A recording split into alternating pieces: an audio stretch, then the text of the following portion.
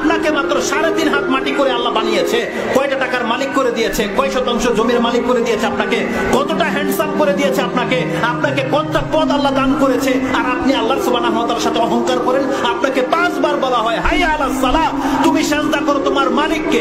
আরে জিবরাইল আলাইহিস সালামকে বলা হয়েছিল তুমি সিজদা করো মানুষকে, একটা অধম মানুষকে, তাই তারা করেছিল। আর আপনাকে আমাকে বলেছে তুমি তোমার মালিককে সিজদা করো। আপনি কত বড় অহংকারী হয়ে গেছেন যে আপনি আল্লাহকে সিজদা করেন না? বলেন, ফেরেশতা পর্যন্ত আল্লাহর ইবাদত করতে অহংকার প্রদর্শন করে না। এখন আসেন অহংকারের কথাটা কেন আসলো? যেই ফেরেশতার একটা ডানার পাখাতে যদি বাড়ি দেয় পুরো পৃথিবী তছনছ হয়ে রেখে দেবে, এতটা শক্তিশালী করে সৃষ্টি করা হয়েছে। সেই ফেরেশতাকে পর্যন্ত আল্লাহ কি বলেছে? উসজুদ লি আদম, আদমকে সিজদা করে। একটা তুচ্ছ প্রাণী, কোন একজন ফেরেশতা বাকি ছিল? প্রত্যেকটা ফেরেশতা সিজদা করেছে। কোন অহংকার এটা করে? তার মানে আল্লাহ সুবহানাহু ওয়া তাআলার কাছে সেই জিবরাইল পর্যন্ত অহংকার করে না। কাকে সিজদা করতে বলা হয়েছে? বর্তমান যুগের 3.5 হাত মাটি। আদম আলাইহিস সালাম 60 হাত ছিল, তাহলে 60 হাতের একটা মানুষকে জিবরাইল আলাইহিস সালামের মতো ফেরেশতা পর্যন্ত সমস্ত ফেরেশতা সেই দিন সিজদা করেছিল। কার আদেশে? আল্লাহর আদেশে। তার মানে যেই ব্যক্তি আল্লাহর আদেশকে ফলো করে সে অহংকার করে না। কিন্তু আপনাকে মাত্র 3.5 হাত মাটি করে আল্লাহ বানিয়েছে, কয়টা টাকার মালিক করে দিয়েছে, কয় শতাংশ জমির মালিক করে দিয়েছে আপনাকে, কতটা হ্যান্ডসাম করে দিয়েছে আপনাকে, আপনাকে কতটা পদ আল্লাহ দান করেছে, আর আপনি আল্লাহ সুবহানাহু ওয়া তাআলার সাথে অহংকার করেন। আপনাকে 5 বার বলা হয় হাইয়া আলাস সালাহ, তুমি সিজদা করো তোমার মালিককে। আরে জিবরাইল আলাইহিস সালামকে বলা হয়েছিল তুমি সিজদা করো মানুষকে, একটা অধম মানুষকে, তাই তারা করেছিল। আর আপনাকে আমাকে বলেছে তুমি তোমার মালিককে সিজদা করো। আপনি কত বড় অহংকারী হয়ে গেছেন যে আপনি আল্লাহকে সিজদা করেন না? বলেন, তার মানে এটাকে বলা হয় অহংকার। আল্লাহ এই জন্য অহংকার শব্দটা ব্যবহার করেছে। ওয়ালা ইস্তাকবিরুনা আন ইবাদাতি, তারা আল্লাহর ইবাদতের ক্ষেত্রে অহংকার প্রদর্শন করে না বান্দা। কিন্তু তুমি 3.5 হাত মাটি হয়ে তুমি আল্লাহর সামনে অহংকার করো। আপনি শুধু পয়সাওয়ালাকে অহংকার ভাবেন। আপনারা প্রত্যেকটা অহংকারী আমরা, যারা আল্লাহ সুবহানাহু ওয়া তাআলার ইবাদত করি না। আপনি কোন সাহসে আপনি দাড়ি ফেলে দিতে পারেন বলেন?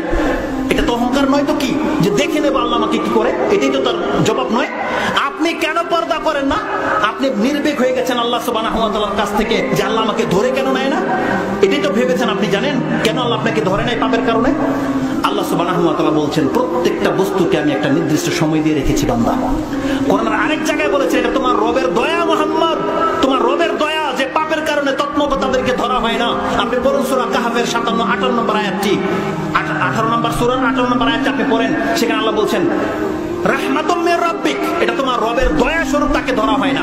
সূরা নাহল 16 নম্বর সূরার 61 নম্বর আয়াতে বলেন, আল্লাহ বলছেন ওয়ালাউ ইউআখিযুল্লাহু আন-নাসা বিযুলমিহিম মা তারাকা আলাইহা মিন দাব্বাহ ওয়ালাকিন ইউআখিরুহুম ইলা আজালিন মুসাম্মা ইযা জাআ আজালুহুম লা ইস্তাখিরুনা সাআতান ওয়া লা ইস্তাকদিমুন।